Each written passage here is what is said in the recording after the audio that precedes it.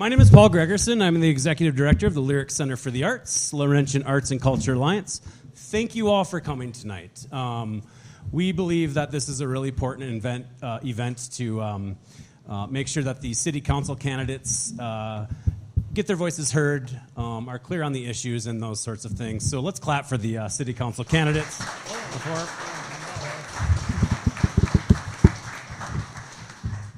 We want to thank, tonight we want to thank Jerry Burns from Iron Range Today. Mr. Burns. Mr. Burns. Before we get started, I just wanted to, we're kind of, over the next week or two, we're going to be announcing some changes here at the Lyric, and this is kind of the kickoff to that. We're actually changing our name. We're changing the name of our organization. We're expanding our mission a little bit to go a little bit more beyond the arts, to include a little bit more cultures and humanities. The new name of our organization is going to be called Cultures, Humanities, and Arts on the Iron Range. The acronym will be CHAIR. This facility will henceforth be known as the CHAIR. And the mission of the CHAIR is to provide seats for everybody on the Iron Range. We had a little bit of a budget crunch last year in December, and our board got together, and we really realized that, all the things that we want to accomplish here, like expanding our programming, developing our facility, someday getting to the big opera house that's in the back, it's just not possible with arts money alone. There's just not enough of it to go around. So expanding our mission beyond the arts is going to open up more opportunities for us for funding. And as we move forward and we expand this facility a little bit, our hope is to include more organizations. So not unlike the Rife in Grand Rapids, the Depot in Duluth, it's our hope that this place can be a home for any nonprofit, any individual, anybody who is, needs a spot downtown that kind of fits within the scope of our mission. So this is the beginning to that. So thank you to our board of directors for approving our new mission and name, and we're really excited. So without further ado, thank you all for coming. Thank you to the candidates. Thank you to Iron Range Today. Let's have a great forum.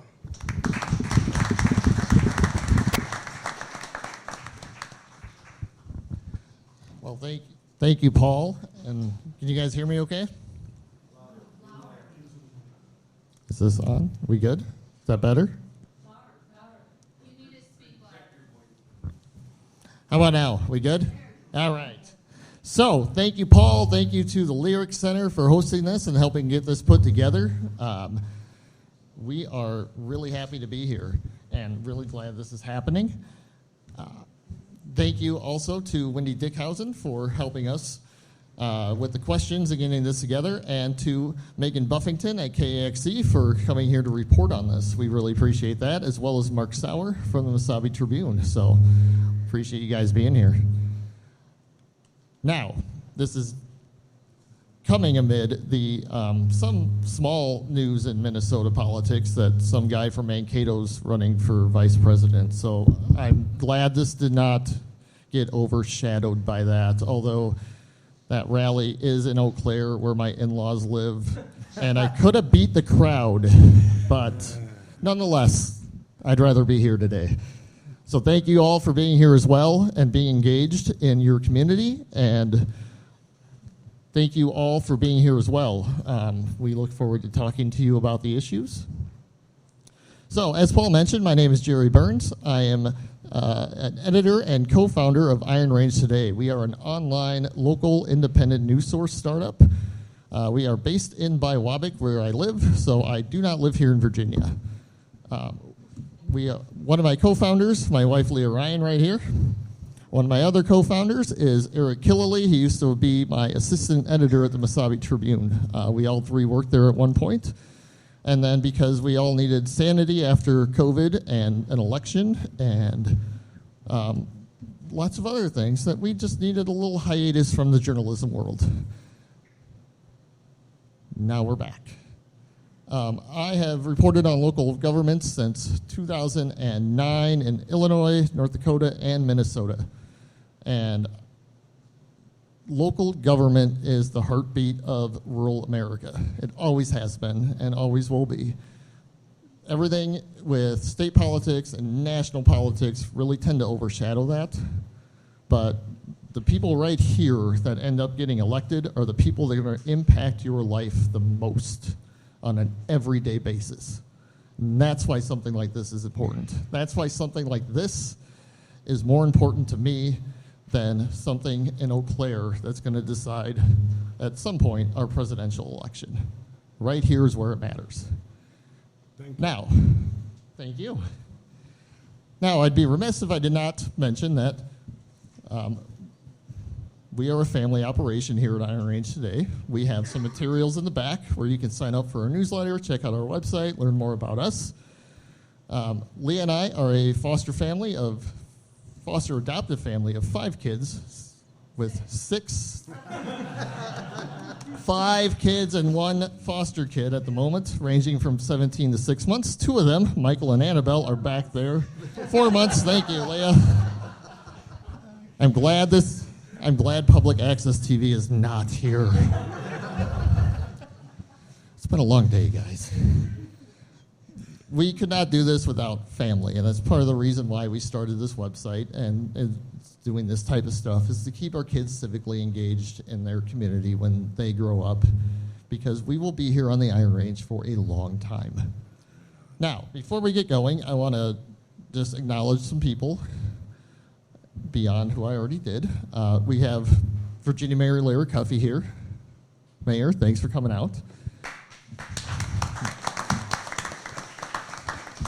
We also have a former mayor, Louis Russo, that just walked in. Louis, thanks for showing up. And then if we have current city councilors, we have Gary Friedlieb. We have Maya Beyondich. And where's my last one at? There's one more. Where'd you go? Is that it, Steve? Okay. Well, yeah, we have an incumbent here, but we're going to get to him later. Okay, so the rules of engagement for tonight. We've asked all the candidates to keep this civil, no personal attacks, all that stuff. We just want to make this a good community discussion. After I am done running my mouth, we will go through opening statements. So we have everybody seated alphabetically. We will start with the A and then go down the line. And then the first question will start with the B and go down the line and so forth. That way everyone has a chance to answer first. Everyone has a chance to answer last. Opening statements will be 2 minutes. And then the Q&A that I have here, we will go through those. They will have 2 minutes to answer. If any of the candidates address one another, that person will have an opportunity to respond. After that, if we have time for some questions from the audience that were pre-submitted that we have here, we'll go through those, and beyond that, we'll do closing statements. As I told the candidates, I'm just going to kind of roll with this as long as things don't get out of hand or they go out of time. If things get out of hand or they are not listening to the stop sign, I have my secret weapon here, which is the Oscar Mayer wiener whistle that I will start blowing. So, look out, guys. This thing's loud and screechy. Trust me, our 6-year-old tried already. Beyond that, Paul's going to hold up the cards for them. That will signify 1 minute, or Wendy, 1 minute, 30 seconds, and then the stop sign. And one last note before we get to the opening remarks, and I told the candidates this before we stepped in here, to have what is 2 cities on the Iron Range, so Virginia and Chisholm, to have primary elections with 7 candidates to fill 3 seats in each. That is amazing. I've never covered a single city in all my time reporting that has had that many candidates for 3 seats. Like, no matter what happens in this election, you guys should be really happy with the way the city of Virginia can move forward, because you have a deep pool of incumbents and newcomers and different demographics. Same with Chisholm. Like, this is awesome. So please give these guys a round of applause.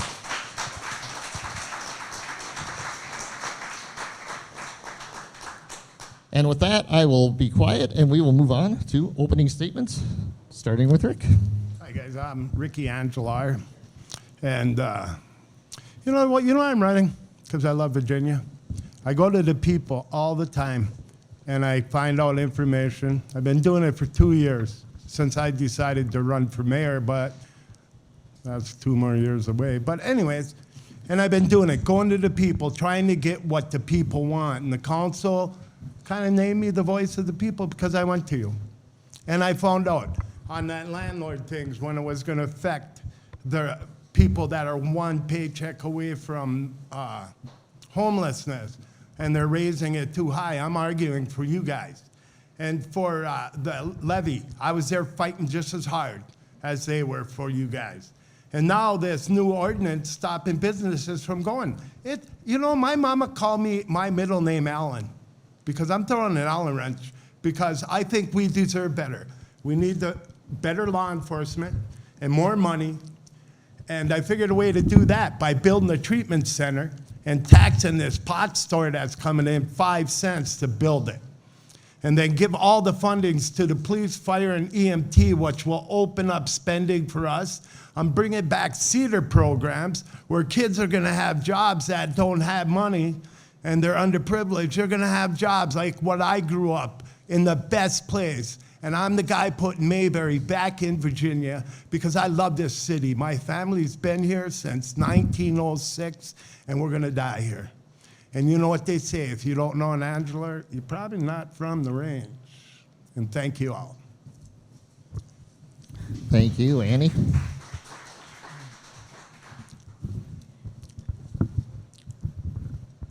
Good evening. Good evening. My name is Annie Bachschneider. Thank you to Iron Range today, Jerry Burns, the Lyric Center, and the other moderators for hosting tonight's forum. I was born and raised in Virginia. I graduated from Virginia High School, went to Mesabi Range College. I then went on to the College of St. Scholastica, where I graduated with my Bachelor of Arts degree in Organizational Leadership, and then graduated with my Master's of Business Administration with Leadership and Change. I currently work at Essentia Health as a workforce development specialist, and prior to that, I worked at Essentia Health Foundation as a donor relations and major gift specialist. I am an active community participant where I volunteer with the Iron Range Rotary Club, the Laurentian Chamber of Commerce, Virginia Community Foundation, Mesabi Range College Foundation, and more. I'm married to Nate Perkio, and we live in Lency Addition with our rescue puppy, Maggie. I am running for city council because I love the city of Virginia, and I am ready to see change. As someone who has seen and monitored local real estate trends, it saddens me to see my friends and neighbors moving out of the city of Virginia. Their reasons vary, but the common theme is a perceived lack of value for living within the city limits. My goal is to decrease taxes and enhance the value of living within the city. With that, my campaign has been focused on strategically building community relationships, ensuring transparency and accountability, and attracting new residents while simultaneously valuing current residents and businesses. I look forward to spending the evening with everybody and answering questions tonight or any time that you may have them. Thank you.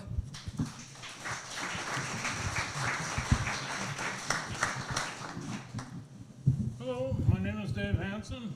I am a transplant. I grew up in Winona, Minnesota, and moved to Virginia over 30 years ago. And I hate to say it, my goal is to raise taxes because we cannot sustain what we have, which we need, on a 4% levy. We have to at least double that. And if you don't like it, I guess don't vote for me. Thank you.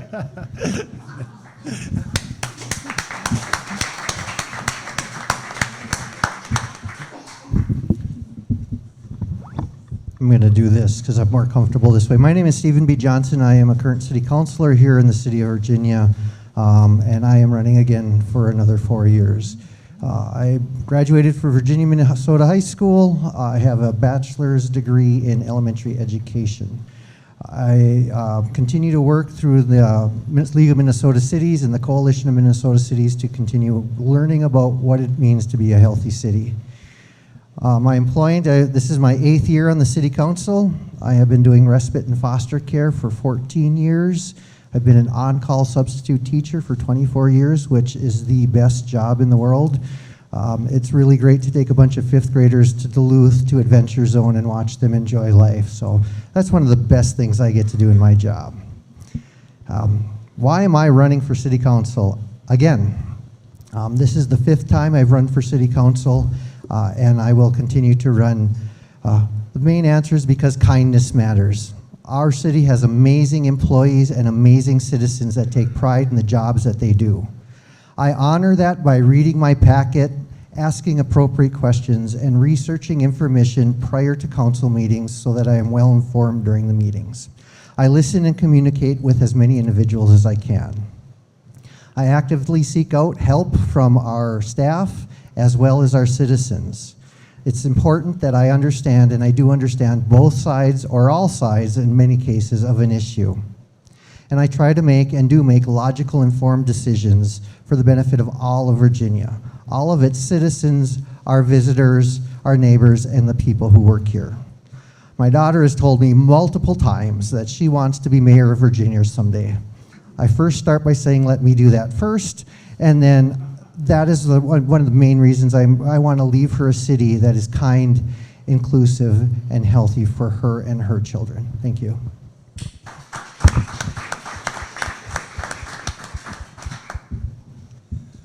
Hello, I'm Rodney Salo. I grew up in Bilobic, Minnesota. 3rd generation miner. Both my father and my grandfather worked at Hanau outside of Nashwauk there, and then at LTV.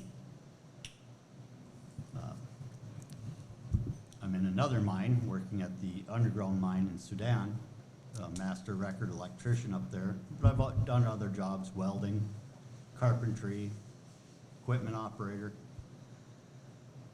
I ran for office because I'm just, after the last few years, everything's going up, up, up. There's got to be a way we can start putting a stop to it. I'm not for any taxes going up. I think we've gone too high already. We need to look at what can we do to bring things down. And a lot of people aren't going to like that idea, and I understand that, but I don't know of anybody that wants to see their taxes increased, especially at the cost of living currently. But I'm new to this political stuff, and I want to do what I can to represent the people in a constitutional way to see if we can get the budget remanaged to bring taxes down. And as you can tell, I'm not much of a speaker, so I'll end it there. Thank you.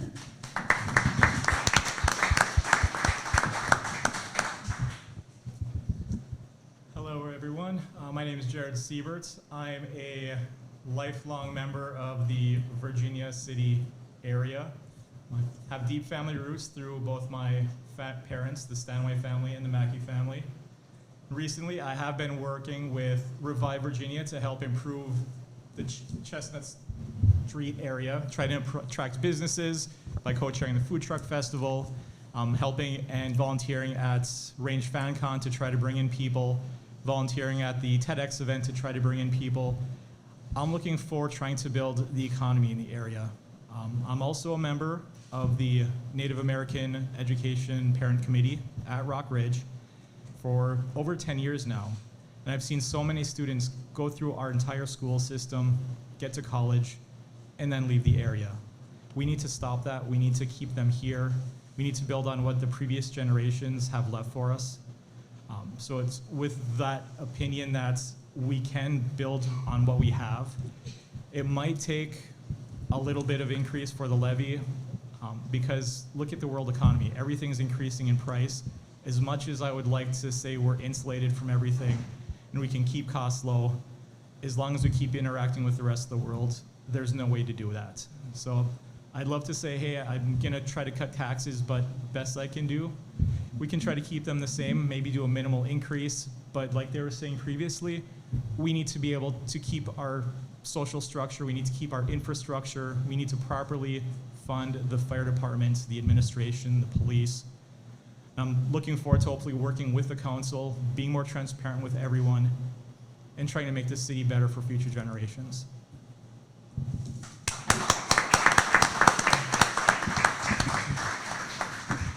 Well, thank you everyone for the opening statements. I should note that incumbent councilor Julianne Paulsen had a prior engagement. She was offered an opening statement that I could read, but we did not get one. So I do just want to note that. Now, for the easy part, it's question time. So, we'll start with Annie. Affordable housing has reached a critical point in Virginia and broadly across the Iron Range. What is your vision for housing that people can afford and the role the city of Virginia can play in developing it? Thank you for the question on housing. I believe that housing is so important to the development of a region, but I believe that we need all types of housing in our community, and that includes affordable housing.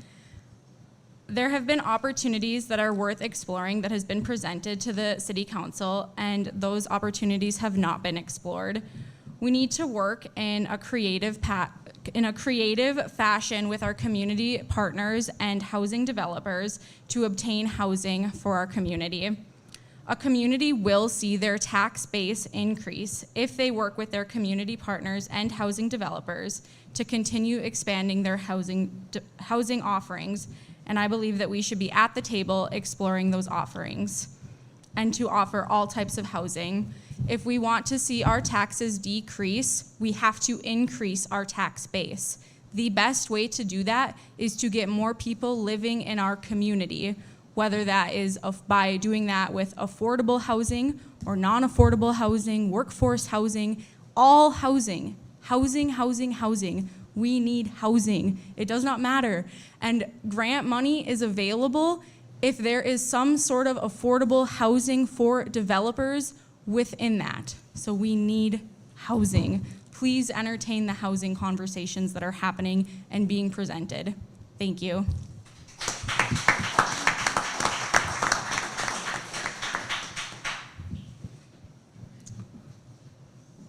Agreed, we do need housing, but how do we get the money to do it? I would suggest looking at some of these foreclosed properties and go back after them and see if we can't rehab them. Oh, I can't hear me. We should go after some of these tax forfeited properties and rehab them and give them to the people. You know, low income rent, you know, it's a problem. You know, I mean, my brother and my sister years ago were in a Wisconsin program that they built houses. I mean, it was, the down payment was your sweat equity. And why can't the city of Virginia or the state of Minnesota help out in this? And we should be able to do it as a community. So. Just gonna jump in. Just gonna jump in really quick. I think closer to the mics and they will hear you better in the back. I think that's our issue right now, correct? Okay. All right, go ahead, Steve. All right, thank you. So yes, Annie, absolutely. We have had at least 3 different organizations and groups of organizations come to the city of Virginia asking to partner to create affordable and multi-use housing. Each time it was put on the back burner as in not now.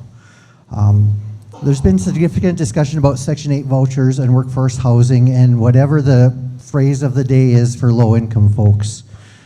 I was one of those low-income folks. My mom was Section 8 housing. We had Section 8 housing until I was probably second or third grade, at which time we were finally able to afford a home out in Britt. And it was nothing major, but it was a house that we were able to live in and thrive in, and I grew up in. So when I get frustrated when I feel people talking about workforce housing or Section 8 housing, because that was me. And I'm sitting up here today to say that we have to continue with all forms of housing. We have enacted the rental code here in Virginia, and one of the major things that it is will your grandma be safe living in that home? That's really the minimum standard that we're looking at this point.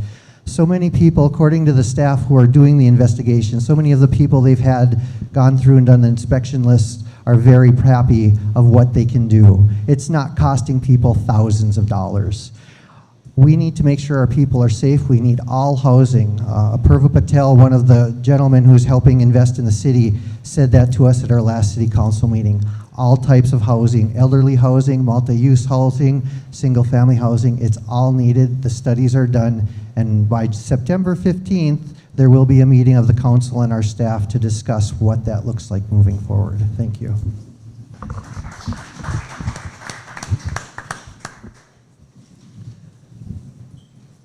I don't have a lot of experience with this subject on what the city's able to do as far as helping with that.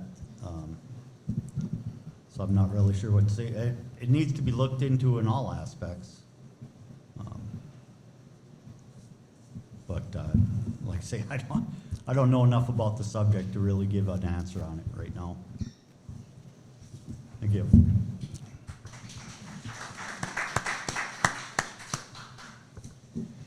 I agree. We need to really look into housing, especially when it comes to lower income housing.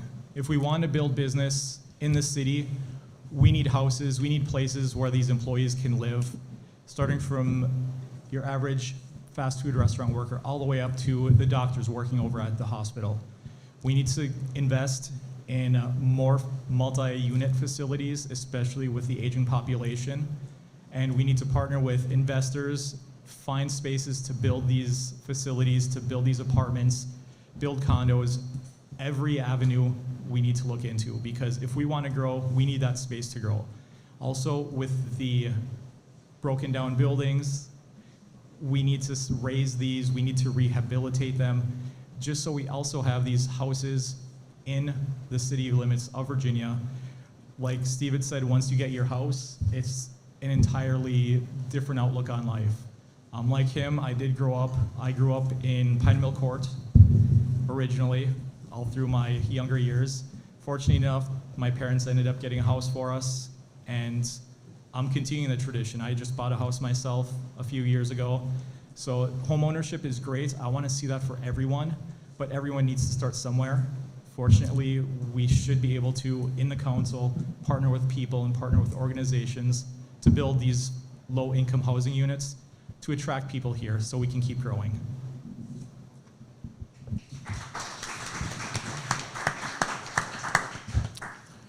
Oh, yeah. Housing. As Mr. Johnson, same as I. We were one of the poorest Rick. families. We were one of the. No, we've had the run through, so. No, he hasn't gone yet. Oh, I'm sorry, my gosh. Thank you for the attention, though. I'm trying here. Is this, My bad. there you go. But anyways, that's all right. But we need housing, you're right. And I see how important we need affordable housing. I'm the guy that hits the streets giving sleeping bags to the homeless. I'm the guy that goes to Bill's house and get them in there. I'm the guy that goes and finds them apartments and works with them. And I want affordable housing for everybody. I grew up in Mayberry, people. I want everybody else to, too. And this is Mayberry, Virginia, Minnesota. And the majority of you know what I'm talking about. And that's what we need. We need to figure out a way to build affordable housing for seniors as well. I live at the Alice Nedla Tower, and when they were building that, when Alice was building that, I said, I'm going to retire there. And I did. And then I went to work at Walmart. But the point is that it's not going to go away. Poor people aren't going away. We have to figure out a way to have them adapt into our society by giving them housing they can afford, so they're not mothers one paycheck away from being homeless, what I found out to be very true. So by ignoring it ain't gonna help. by finding, like she said, the credits and the grants and things out there to help start transitional housing, as my sister-in-law did. She's the one who started that program. And I'm very passionate. I'm a civil rights activist. I fight for people. I could care about the establishment. I care about you. And I want you to sleep warm every night. Every night. And if I have to fight for a way to get you affordable housing, that's what I'm going to do. Because it don't matter to me. I'm in heaven. I don't have to do anything. I don't have to plumbing, nothing. All I can do is fight for you and greet people at Walmart, and thank you.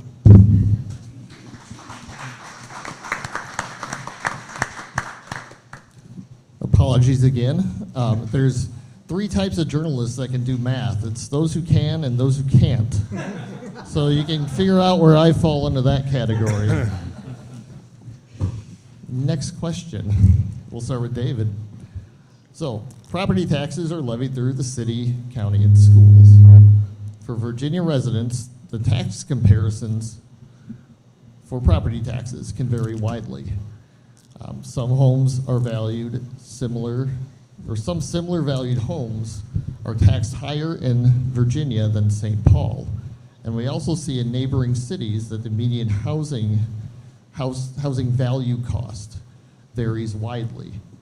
How would you work to better align property taxes and home values in Virginia?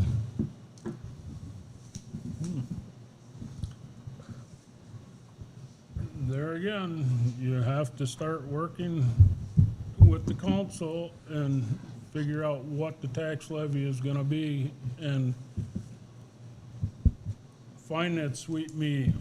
You cannot just leave it at a 4% levy and say, yes, we're gonna be fine at that. We're not.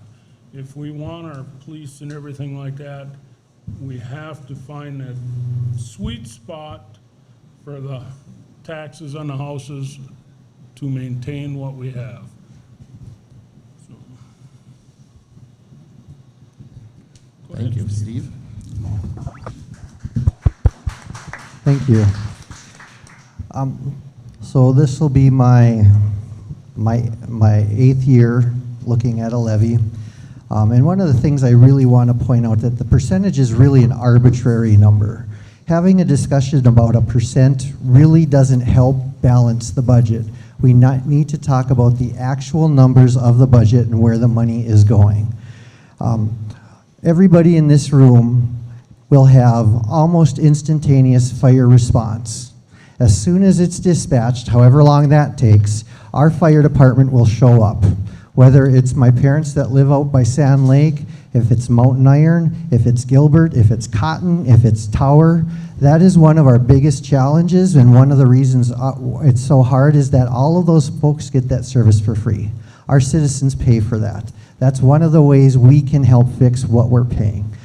Another thing that I really need to talk about when it comes to the finance and the levy is there's been some concern. One of the concerns brought up this year was that baseball for the youth went up to $300 some. That is because of the budget cuts to the Parks and Rec department. We had to find the money somewhere. When it comes to cutting, we're not just cutting programs, we're not cutting fat. There's very little fat left in our budget to cut. Everything is done in open public meetings. There's no secret negotiations going on anywhere. If they are, they're very secret to me. And we need to be able to understand that it's more than just numbers. It's livelihoods of our families, it's the livelihoods of us, and it's the services we expect. Our library bit has been cut to almost nothing. This year there have been very few public events because of the budget cuts. That's a quality of life. That's how people are going to come here, is when they know there's stuff to do provided by the city and other entities. So it's a bigger discussion than aligning property values. It's about services and how we need to move forward with that. Thank you.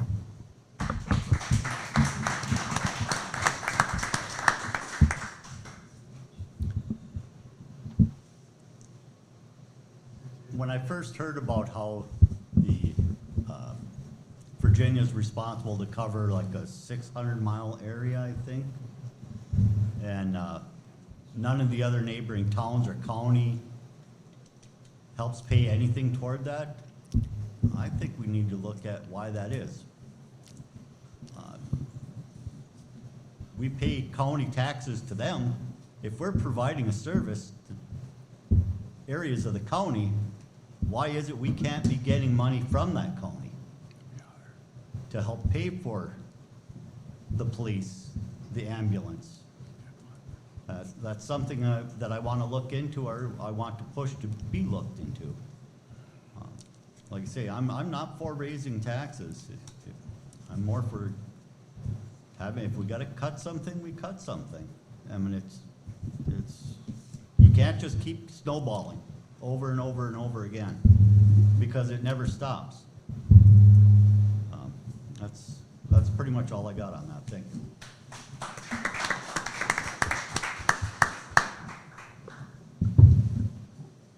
I agree that we need to find more ways to get funding for our city.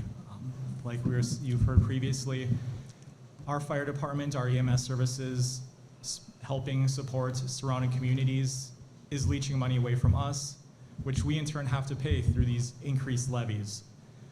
I had said in my opening statements, I would love to tell everyone, hey, we'll keep this straight 4%, but in reality, when you look at the world, prices are going up, we're paying for services for other areas, and we're cutting programs that we need as infrastructure here in Virginia, cutting the library funding, the budget cuts for all of the police departments and the fire departments you've seen over the past few years.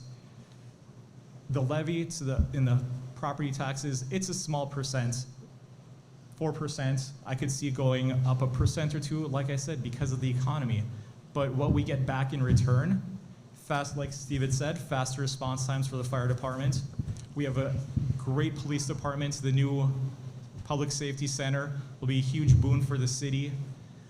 We need to find other ways to bring in money to our communities, building up our tax base by attracting businesses and by building low-income housing to build more people or attract more people into the area.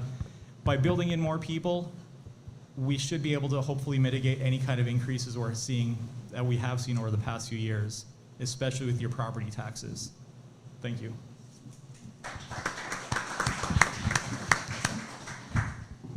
Well, I got to be honest with you guys. You know, the reality says that your taxes are going to go up eventually. And, you know, sometimes the government, you know, officials got to make decisions. That's what's best for the people. And sometimes, you know, like you said, everything's going up.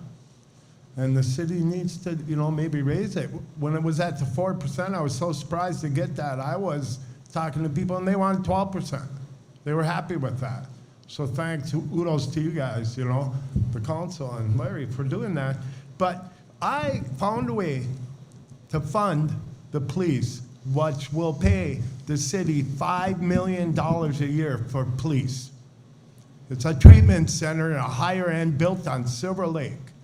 And that'll give us $5 million a year more to go out and no tax levy. Maybe fix our roads, what we need to, and things like that. We got to find solutions. Taxing everybody to death ain't the solution. The solution is finding the answer, and I'm a finder. I will not quit till I find it. And I fight, I'll go to other cities. I think if we're gonna raise taxes, let's take a general population of income and raise it affordable to the people. Because, you know, believe it or not, single mothers and fathers are one paycheck away from being homeless. And sometimes a levy can affect them. But if we can build that affordable housing and our taxes, see how that'll work so well. But we need to find our ways. So like the Washington Manor's making money, give me that building, it'll make money. I'll guarantee you. And because that's what I'm about. I want to put Virginia back where it was. I'd rather put the cars parallel parking. I was happier then, and before the annex went into the Virginia school, I was much happier. That was the 60s, and Larry was there. And it was a great place to be, and some of you other were there too. And we can't have that if we raise our people, so they have to shut up.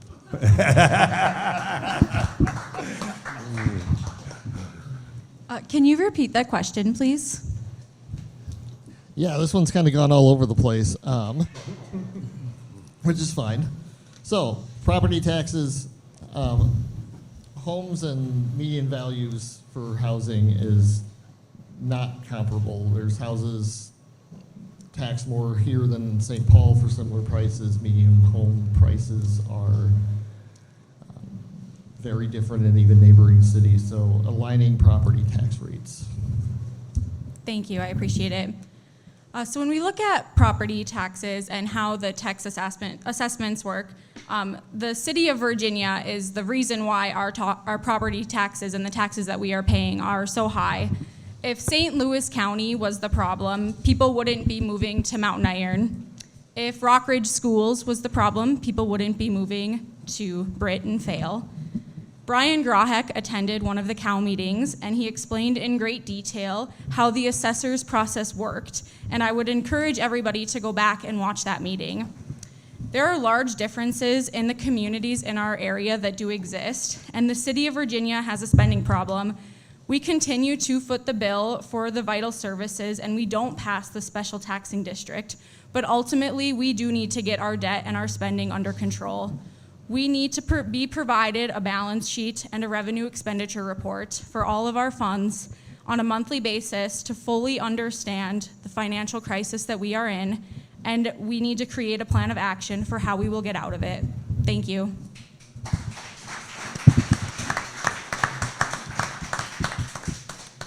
I'm going to segue from my list here really quick because I sense a theme that we just kind of got brushed on, and that is the EMS and all of that, because that's been an issue that has been, it's not a new issue.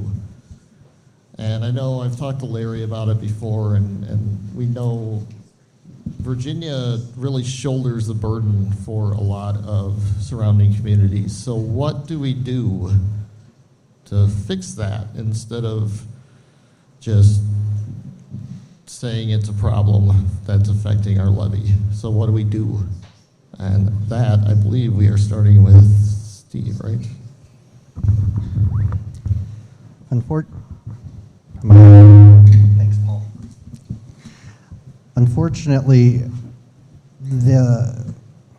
if I remember correctly, the special taxing district that we currently have is voluntary. So there is a state law, and it is state. We can't just charge people. We can't just send them a bill. So if you really want to do something about it, as the council has done repeatedly, you need to talk to your state representatives. You need to talk to your state senators. You need to talk to those folks. And they have to create a mandatory taxing district that would fund our EMS people. That's the first step moving forward, is the Regional Public Safety Center. It is something that we have needed for years.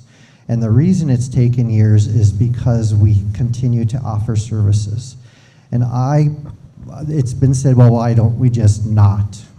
Don't go to Britt. If there's an emergency in Britt, don't go.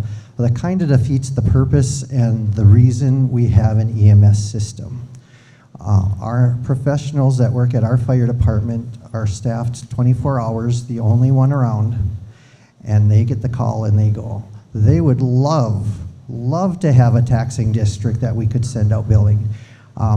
Right now, and I made some notes, right now we get 16 cents a mile. I'm looking at my fired people in the back. 16 cents a mile. Did it go up to 24, Larry?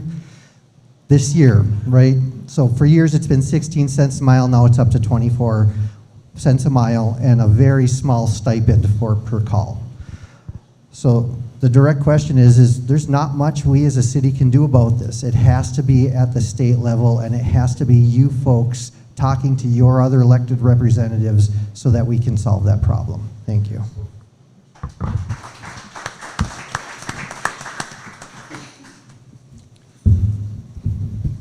I'm not 100% convinced that it has to be the state that gets involved with it. As unpopular as it sounds, my understanding is that those other cities do not have to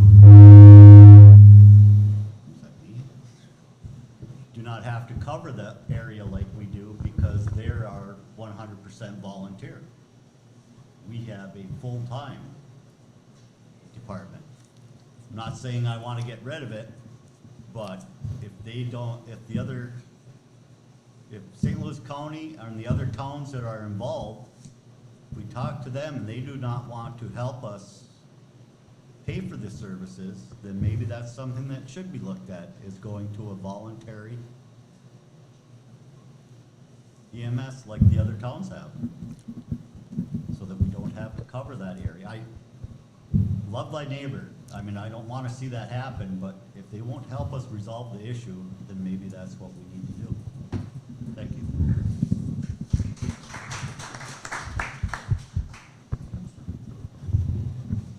In regards to the funding for the EMS and the fire services that we provide to the surrounding communities, like Steve said, if we have to look into special taxation districts, we need to talk to our state representatives. In the meantime, we need to appeal to the surrounding administrations and suggest we need to enter into a contract with you. We need additional monies, because if our EMS services falter in any way, if they have faulty equipment, that's also falling down on them. They're also losing services in addition to us. So it's also on their backs, and also they should also be helping fund something that they're receiving. I don't think that as Virginia residents, we should be funding all these surrounding EMS services. I understand these are people's lives, but we need some way to keep up our fire department force, our EMS force. We need to make sure they're fully funded. We need to make sure they have the best apparatus. We need to make sure they have the best vehicles. And the other communities need to realize that they need to help contribute if they are receiving services from our teams. Thank you.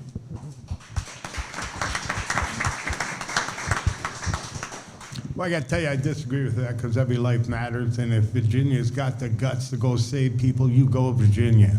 Let's figure out a way where it'll work instead of taking from people, because every one of us has a brother, sister, aunt, cousin in these neighborhoods that we don't want to die. And we need to fight for the EMS, no matter where they go, even if they got to go to Hibbing, because Hibbing will come here. And it's a partnership amongst all of them that they do. And a lot of cities don't have the money, but people don't have the right to die unfairly. Because we can. We can. The word can't don't fit in my vocabulary when it comes to people. I can. And you tell me what you want the representative to know, because I'll go to them for you. Because I serve you, and that's who I want to serve. And with EMT, 4th Avenue, where that motor place is there, that's going all the way through. I did the homework. 15 minutes, you take off your time going back to that north side. 15 minutes can be a life, and it can be a main street for the ambulance to go through to make their job easier. I put a lot of time and thought into this city for the last 2 years.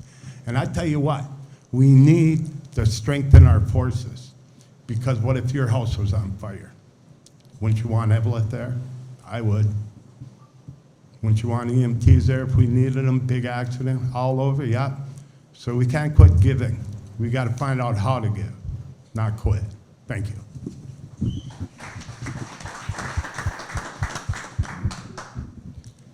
Public safety provides a valuable and respected service for our region. I support our public safety workers, and I thank each and every one of you for the support that you provide. You provide the essential service. Thank you so much. The City Council needs to work with our state and regional lawmakers to pass the special taxing district. It has been too many years of talking about it with no action being formally taken. There are certain things that we can and that we cannot control. We cannot control the reimbursement models that are put to us from Medicare and Medicaid. That can't change, but we can work with regional and state lawmakers to pass the pass the special taxing district, and it has to happen.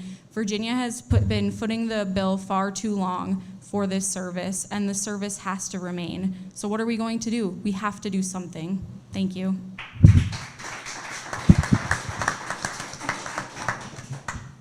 Oh, goody, my turn again. I agree with Annie. We have to do something. But I want to know, why can't we go back to the county and ask them to raise that again? Because 24 cents when their employees, if they take their personal vehicles on any trip outside of the area, are getting 60 cents a mile to take their personal vehicles. The last time I checked, that was darn good money. I mean, when I did it, and I took mine several times. I says, I believe we should go back to the county and renegotiate, you know, and that's up to the council. I mean, let's talk to them.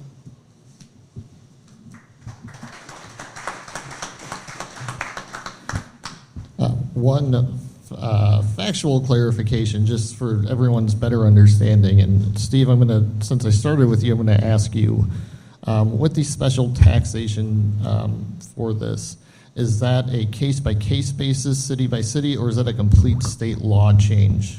Or is it the potential for both?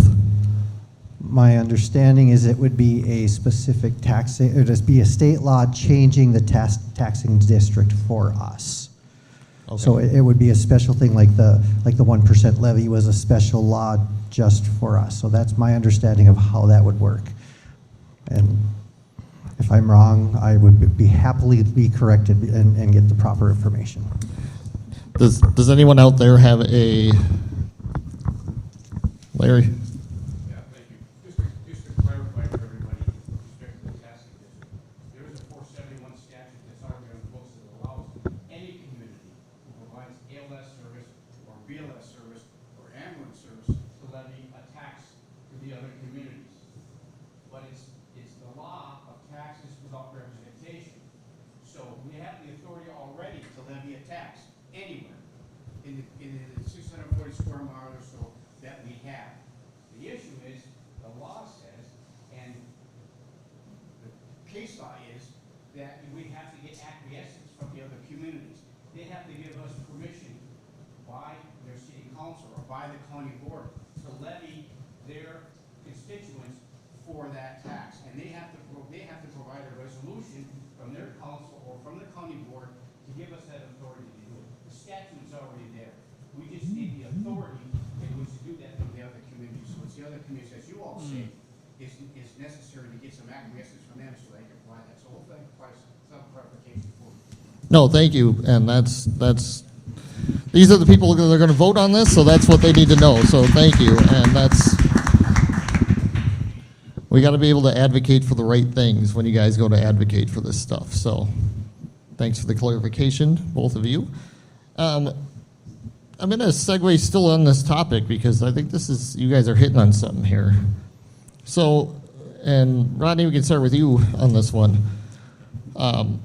We're talking about the other communities and getting buy-in on the funding, whether it's through this taxation and whatnot. So in a lot of the East Range communities, we have the East Range PD that services Aurora and Hoyt Lakes. The Gilbert Police Department services Gilbert and Biwabic. Is there an opportunity without the state to actually pursue this, like working one-on-one with these cities councils to, I don't want to use the word consolidate, okay, guys, or combine, but that's the general idea. Is there a way to mirror what the East Range does and what Gilbert and Biwabic do in a way that the city of Virginia can bypass the state? I know that's a word salad, and my apologies. Well, like Larry just said, it sounds like we already have the statute. We just need to talk to the other councils and let them talk to their constituents and see how they feel about it. And it'll be an uphill battle, I'm sure. But then at the same time, they may realize that, hey, I don't want them to get rid of their full-time, if they think it might change the way services are provided now, maybe that will help incentivize them. I don't want it to come out as like a threat, well, if you don't, we're gonna do this. Well, no. We're trying to find an avenue so that Virginia doesn't carry the full burden. Wendy, can we restart him really quick? So I'm gonna rephrase that. Is my mic on? There we go. Let me rephrase that question. How would you guys approach the other communities about getting this? I think that's a better way to ask this question as I listen to your answer. So, approach it is to ask them to look as if they were in our shoes. Say, what if this was, you had the full-time police department, you had to cover this 600-mile area. Do you think it would be fair that the other area, the areas that you were covering did not help to pay for the full-time service? And that just seems logical to me, but I'm not, you know, I'm learning. I'm getting my feet wet, that's all. That's all I got on that. You gotta talk to me. I agree. It would be an uphill battle, talking to the other councils, letting them know, hey, we need you to also help fund Virginia's EMS services and Virginia support services that they need in their areas. They need to realize that any kind of declining equipment, aging equipment, we need more employees with the fire department, with the EMS services, this also falls on them. If our services go downhill, their services go downhill. So I'd like to say it's common sense if we pitch it to other councils saying we need this money. Unfortunately, a lot of people know common sense isn't so common, and especially when it comes to budgets. With the current economy, I can see a huge argument, but I do have faith in our neighbors that when presented with, yes, we might have our citizens being serviced by aging equipment or potentially faulty equipment, we should really help them out to contribute to the Virginia Fire Department and EMS services. Hopefully our neighbors will care about us as much as we care about them. That's what I'm hoping, and like you said, it'll still be an uphill battle, but I have faith in our neighbors.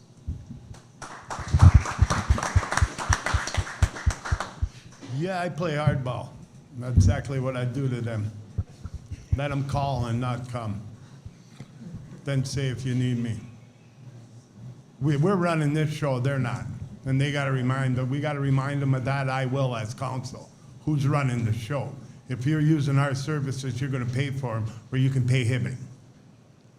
And if we're not getting enough money, well, that's the way it is, because we're running the show. We got the ball, they don't. It's in our court.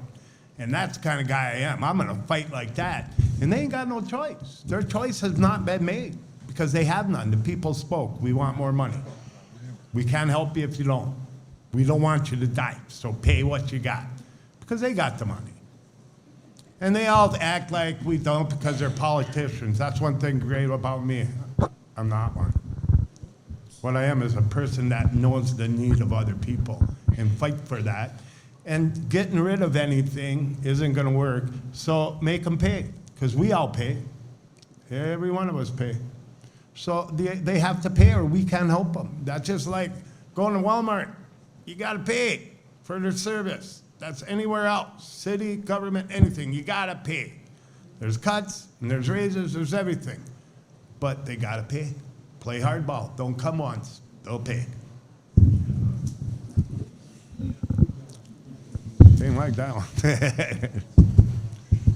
First, I appreciate the hypothetical question, the creative thinking. I think this is the kind of line of questioning that we should have with every department budget line as we're looking at how we're getting out of debt in the city. Answering the question, though, this is a full-time union shop, so I do think that we have to be really aware of that. Ultimately, there's a lot of conversations that would have to be had as we're honoring the union negotiations and making sure that we are aware and honoring that and having good faith conversations going forward. So I want to be super aware of that first. Other creative thoughts that I would have with regional conversations is looking at the public safety building that we have coming up. I think that that is a really good opportunity that we have for regional coming up. So how can we bring in regional training? Is there going to be opportunity to pursue grants to have our region be the hub to have all of our training, have all of our staff here, and then make that really the recruitment and retention model to bring people here. And so I think that there will be opportunity to collaborate regionally, whether that is going to be having staff under one model or collaborating in other ways. opportunity there. The answer now, I'm not so sure of what that is, though. Thank you.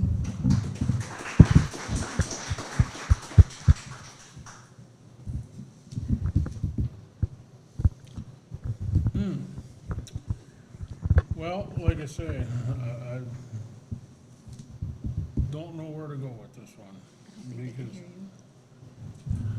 I don't know where to go with this one because, like I say, every time you turn around, the cost of equipment is going up. You know, I mean, what a new ambulance is, what, $500,000? A new ladder truck is $3 million. I think we should be going back, like I say, to these other facility, you know, the other Boabic, Gilbert, wherever, and say, listen, we have to have the money. If we don't, then you're not going to get the services that we could provide for you. So, and I agree, the new facility, fire hall and that is going to be nice, but I don't think they should downsize it the way they're talking, because it's going to cost more money down the road if you have to add on. You know, I mean, we should come up with the money somehow to pay for that also. So, and that's what I have to say about that.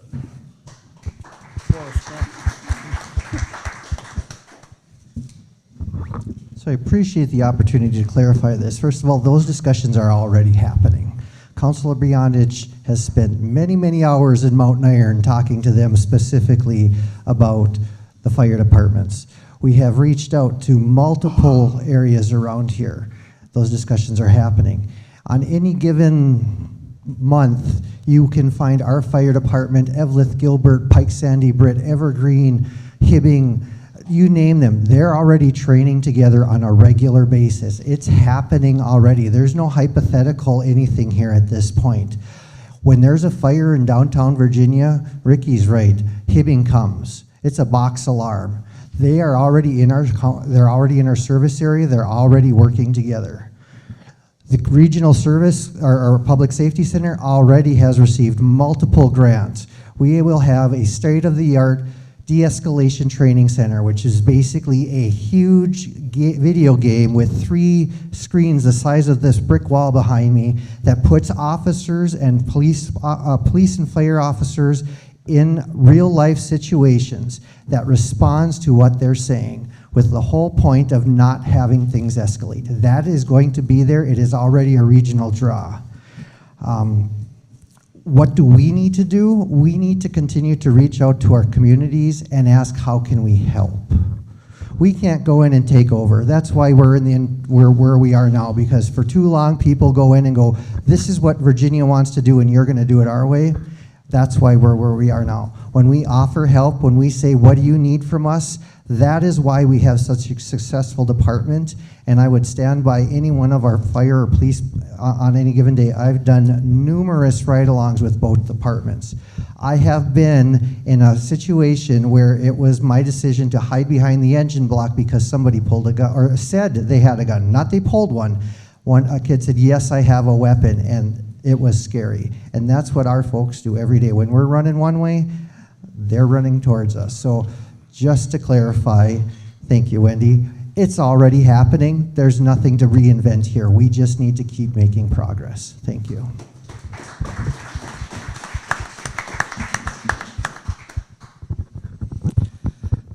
Well, thank you for segueing with me on that little adventure on fire. And for the fire people in here, thank you for what you guys do as well.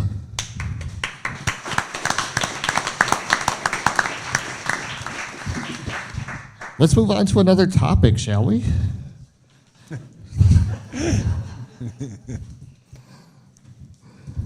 All right, as Virginia moves toward retrofitting its steam heat system, many are looking at loans to complete that conversion. I can't hear you. Am I good now? Yeah, I can. Okay, I will restart. So as Virginia moves toward retrofitting its steam heat system, many are looking at loans to complete that conversion. Many of them also don't need another loan. So how can the city, or can the city, better facilitate moving off of steam heat for its residents and businesses? And I believe we're on to you.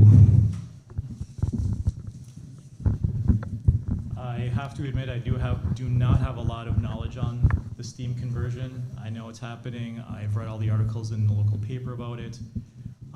Right now, I know a lot of people with their home loans and with the current property taxes are having issues financially accepting an additional burden for converting their systems.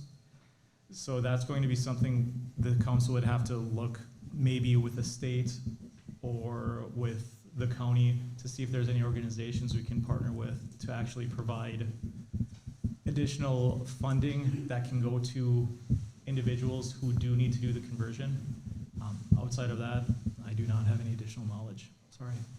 Thank you. Yeah, I'm totally with the conversion. The steam's too much. It costs the city just too much. It's just, we gotta figure a way. I don't know if there's programs out there for people to get loans. I'm sure there are. I can't see Virginia just saying go away, you know, but the conversion, the steam's too much. We can't hot pot or nothing anymore, so, you know, we're moving forward. That's all it is. And it was a terrible idea from the beginning, in my opinion.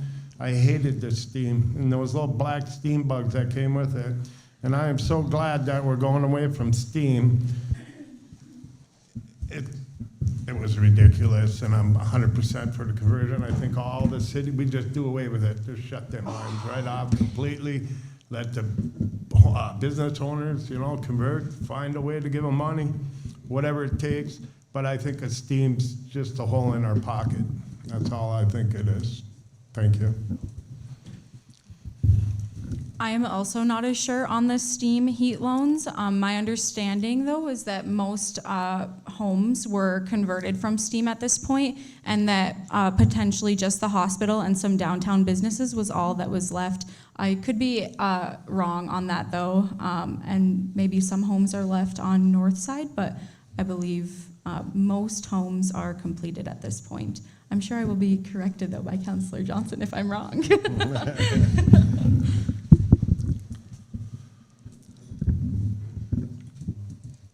Yes, I agree, we have to get off of steam. But to strap these businesses, you take a building like Grandy's Ace Hardware, and it's gonna cost them $80,000 to $100,000 to convert. They can't sustain that. They might as well just close their doors. And all of a sudden, you're losing income from the people that are working there and everything else. I says, and I've talked to a couple of the people across from the school down there, and they said they were quoted $30,000 to convert a two-story home. I says, and they don't need another loan. We are correct on that. We have to come up with a solution, but, you know, but unfortunately, my wife and I were in the same position. We had to convert along with a lot of other people. And fortunately, we were in a position where we could pay it off.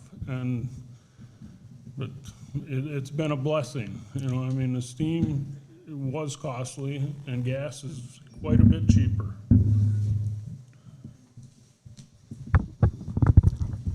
Go for it. So I loved my steam, but because of deferred maintenance, the entire steam system is going away. And you are correct, it's basically the downtown core district, the hospital, Washington Manor, and a few other places. And that's the last phase of it. Trust me, this has been one of my frustrations since the first closed meeting we had about it many years ago when they said we are going to do this. And my question was, well, how are people going to pay for it? Well, we're going to give them these no interest loans, which I have a $60,000 house on 8th Street. The property value, because of taxes and the way we've done assessment, has accurately gone up over the last several years. When I bought my house, it was, the county valued it at $50,000. I installed a $25,000 HVAC system. Now, I could have gone for a $20,000 without the air conditioning, but I figured $5,000 to be comfortable 4 nights a summer is good. And hopefully it increases the resale value. The theory behind it is that the loan you're taking out is spread out over 10 years. Because mine was so much, I get 15 years, and the monthly payment is supposed to be equal to or less than the average steam bill that you were paying. It's not. I'm going to just be very frank with you. It's not. Had we taken care of our steam system, steam is one of the most efficient ways to heat homes in the country. We had the largest steam system in the world, if I remember right. So, to answer the question, it is going away. It'll be gone October 26, 2026. If you haven't figured out your stuff, you got to get on it now. We are seeking state funding for the downtown area. We are trying to be very, very creative in how do we help businesses. This building you're sitting in, I've got the red X. This building is one of those buildings that's going to cost hundreds of thousands of dollars to convert. So it is a huge problem. Thank you. I get the question again, please. Yeah, so steam conversion, and how can the city, or how do you envision the city helping a place like this where a loan might be necessary when they probably don't need another loan to complete the conversion? Well, like I said, I'm still learning the game of politics here, but I don't know, is there any, if we have the authority to assign tax levy, wouldn't we have the authority to give tax credit to these businesses to help offset that cost, if not pay for that cost? I'm just basically asking a question. Or look, like say, talk to the state, see if there's any type of grant that could be given to help on that. That's all I've got. Sorry. Oh, thank you. All right, we are closing in on time here. Is everyone out here and everyone up here okay with one more question, then closing statements? Yeah? All right, let's do that then. All right, let's go to Iron Trail Motors Event Center. So, Iron Trail. I appreciate the audience interaction today. It's great. So, Iron Trail has cycled through a number of marketing directors, and the city is seeking gap funding for the long-planned adjacent hotel. Do you believe residents are seeing the expected return when this was first marketed? And how do you envision the entire project reaching its full potential? And I believe we're back to Ricky, correct? Yeah. All right. The event center, we needed it. The hotel thing, people ain't happy about it, what I hear. You know, but we need to figure out a way to have that place make money. And that, you know, what if it's different venues of whatever?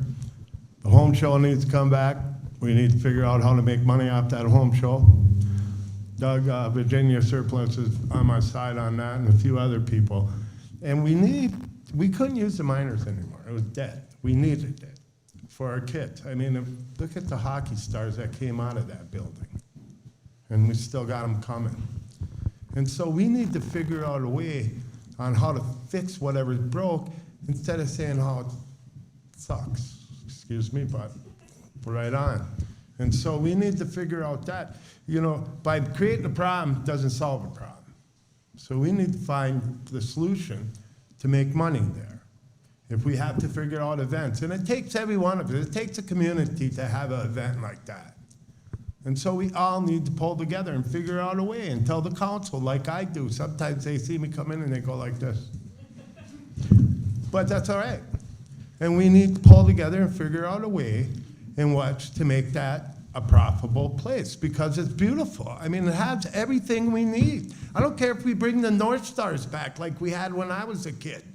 In there, the Guns N' Hoses games. There's a million things we can do. But let's get together instead of putting it down. Let's figure out the solution. So we're making money and everybody's happy and we're having rock concerts and I'm playing them. Thank you.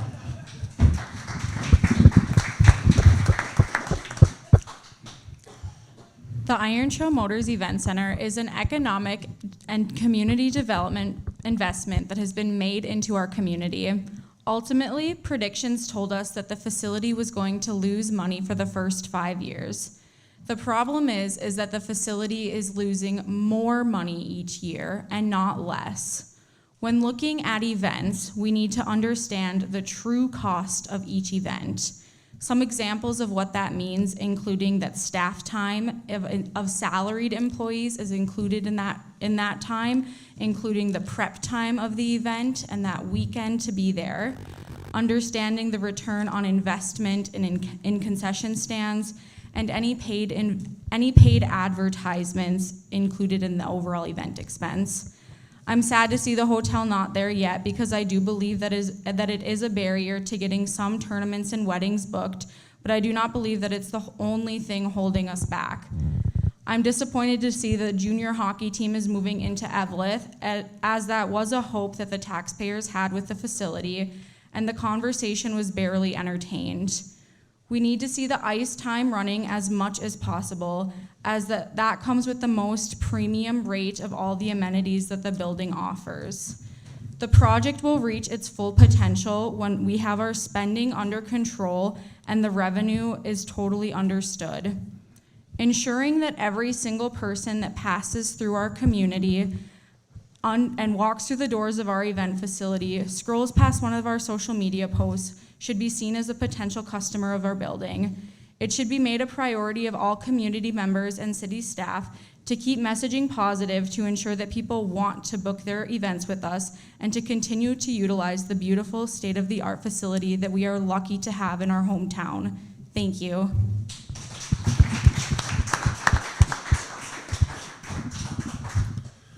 The ITMEC Center, I love it. My wife and I have been walking over there for over a year every day. Says, and if we can't walk inside, we walk outside, because those are the best sidewalks in Virginia. And my opinion is, I hate to say it, we were sold a bill of goods. It was gonna have a swimming pool, a third hockey rink. We don't have that because we ran out of money to build it, which is great. So they did what they could. I think it's a good thing in Virginia, and they also said that it was gonna compete with the deck in Duluth. Well, how can you compete with something when you don't have a lighting facility or a sound system for a concert? You have to go out and rent it. Why wasn't that built into the center? I says, because the sound system and the lighting they have is terrible. And that's all I have to say. I love the facility, I love the walking track, but I think they messed up when they built it. Go ahead.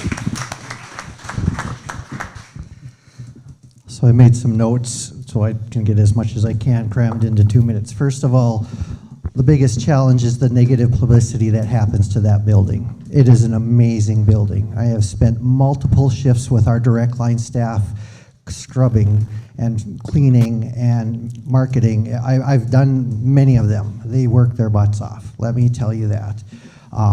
Marketing isn't as simple as it seems. People with marketing degrees have spent 4+ years in colleges as a communications major, a marketing major, or whatever it is. It is not as simple as going and saying, hey, will you buy this? Our marketing department, which happens to be one person right now, has done amazing things in the years she has been with us. She has gotten amazing things happening in there, but she can only do so much in an 8 to 10 hour day.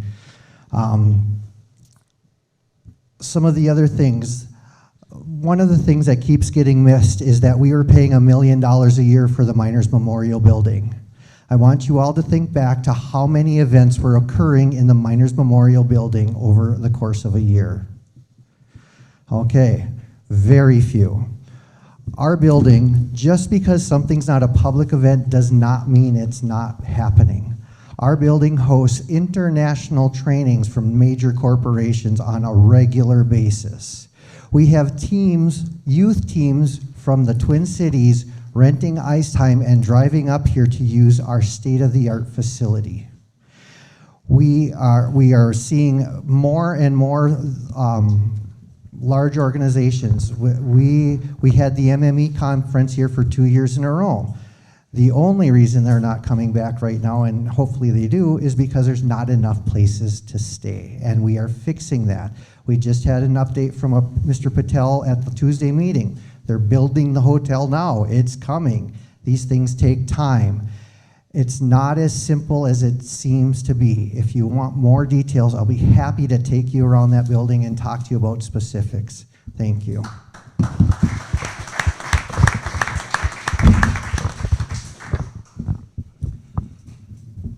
Pretty hard to top that. No, I guess, we just gotta keep looking at the other avenues to get the building used. I know advertising, nothing is free.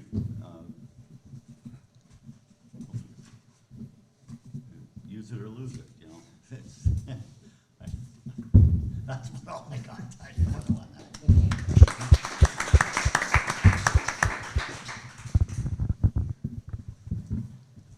I've had the privilege of working a few events at the ITMEC and also attending events at the ITMEC. It is an amazing facility. I'm happy to hear that the hotel plans are going forward, because as great as a venue the ITMEC is, it also needs those surrounding amenities. We need that hotel there, like you said, to house teams coming up for hockey tournaments. When we have people up here for like Range FanCon last week, it was hard to talk to people asking about places they can stay and having to say, well, you can go to Chestnut Street, or you can go down to the highway to Mount Iron, go there for their hotel, and not having that space right next to the ITMEC to say, here you go, this facility will perfectly house your entire team, and it will provide additional income for the city. That also goes with other amenities, perhaps a restaurant or a convenience store, just so we can keep building around this amazing facility we have. It will take a little time to get it profitable, but I do have faith in all of the plans that are being made, that in the next few years, we'll be able to see that facility shine like it should be.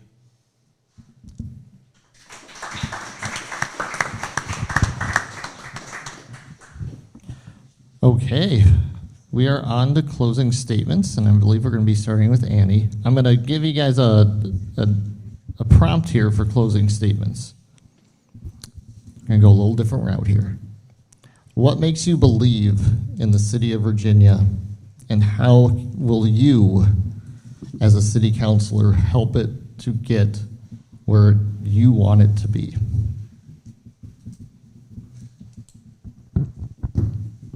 Hello again. I'm Annie Bachschneider, and I want to thank you all for spending the evening with us. I am deeply committed to listening and representing all members of our community. Building strong, collaborative relationships is at the heart of my approach, and I believe it is essential for our city's success. My vision for our community includes ensuring we have strategically built our community relationships, ensuring transparency and accountability, and attracting a new tax base while simultaneously valuing our current residents and businesses. Throughout my career, I've demonstrated strong leadership and my dedication to community engagement. My work in workforce development, fundraising, and with various community organizations has equipped me with the skills needed to address our community's needs effectively. I believe that is how I am able to help Virginia strategically align our community for success. I hope I have earned your vote on Tuesday, August 13th in the primary election. Together, we can build a vibrant and inclusive community. Thank you.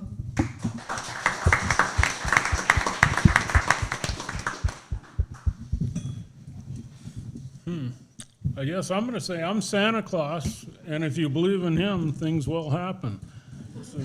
And I think we can come together as a community, and we can make this a great city to live in again. You know, it has been for the last 30 years, and I would like to continue living here. as long as Larry will let me, you know. So, can I live here, Larry? As long as you want. Okay, thank you. So, and I think, yes, we can come together and we will get there, you know, but it's gonna take time. Go for it, Steve. I was gonna bring that up. Thank you. So to answer the direct question, because my daughter wants to be mayor, she needs to have a town that she can be proud to be a part of. Some of the things that I'm doing, one of the big things that we've talked about, budget and insurance was a big deal. I'm the only sitting city councilor that pays for 50% of my individual insurance. My paychecks up to the beginning of the year was $0. I now get about $50 a month to be your city councilor. Being an official, city official, yes. Being an elected official is part-time job, absolutely. We maybe meet 10 hours any given week, depending on what committees we're on, but it is full-time responsibility. When I go out to dinner, I have people stop me, whether I'm with my children, my family, or my friends. When I walk down the street, people stop and talk to me. And that is the job I have chosen, and I will continue to do that to the best of my ability. It's important for us to make sure that our city is viable for us, for our citizens, for our neighbors, for our friends, for the people that work here. Our city grows every single day by thousands for people who come here and shop here. They contribute to our community. So while about 8,000 of you, minus children, get to make the decision you make is for our entire region. And as we move forward, we need to continue so that the folks who are going to school in the brand new schools and the teachers, they have a place they are proud to live in. I believe that I have demonstrated that over the last 7.5 years as a city councilor, and I will continue to work as I have for you and our future. Thank you.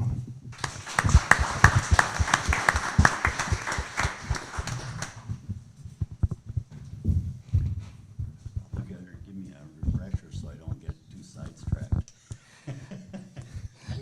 Follow it if you want. It's your closing statement, but what do you love about this, or what do you like about the city of Virginia? And as a counselor, how will you help it to get where you want the city to be?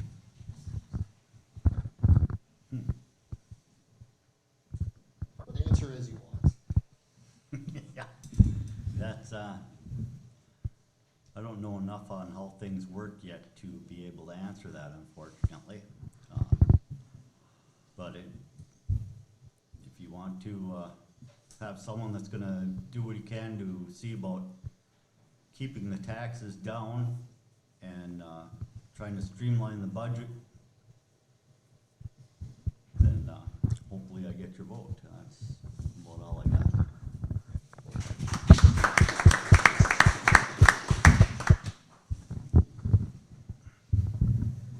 As a lifelong Virginia resident, having lots of family and lots of friends in the area, I have to say one of the best parts about Virginia is the familiarity. It's great. I just met, Larry, we actually started talking only a few weeks ago. Now when we see each other, we recognize each other, shake each other's hands. That goes with a lot of you in the audience. It's great that we're so close-knit, and yet we're staying together. We're building on what our ancestors and what our previous legacies have done. And hopefully I can be more forward-thinking, help attract business, help attract more people to this great community, and help build families. I'm looking forward to hopefully working for you all, being more transparent, and getting to know you all closely, and trying to fight for what you guys want to see this city become. You've heard what I've said about wanting to build on the economy through the Revive Virginia Committee, and looking to the future by working with the Rock Ridge Native American Parent Action Committee. So I am all for the future, and I am looking for everyone's future. Thank you.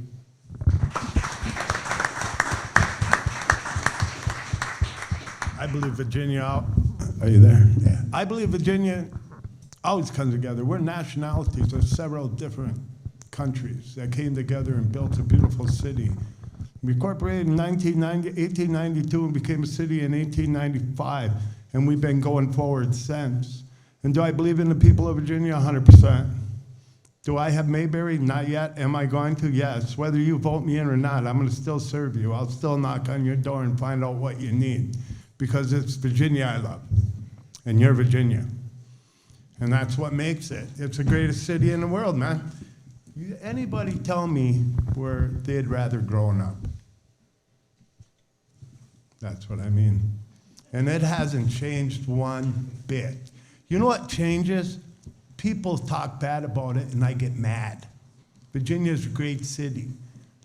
And you know, people don't know what we go through, and then we get something where the worst criminal. No, we had more arrests than the other cities. That's why we were on the scale. We were doing our job, arresting, and that's how they judged us as the worst city, because we did our jobs and got the criminal off the street. Oh, but then we get a bad shake. But what do? We stand tall. Why? Because we're Virginians. We're two Rangers. We're built with a stiff heart, hard-working people, loving families, and that's what built Virginia, and that's what I'm going to continue to do, is get Mayberry back in Virginia for you and my love for this city. This queen is the best queen of the world, and I love it. And I hope you vote for me because I'm for you. Thank you. Oh, and I talk with my hands because I'm Italian. I'm sorry about that. Well, let's give all these candidates another round of applause, please. Thank you.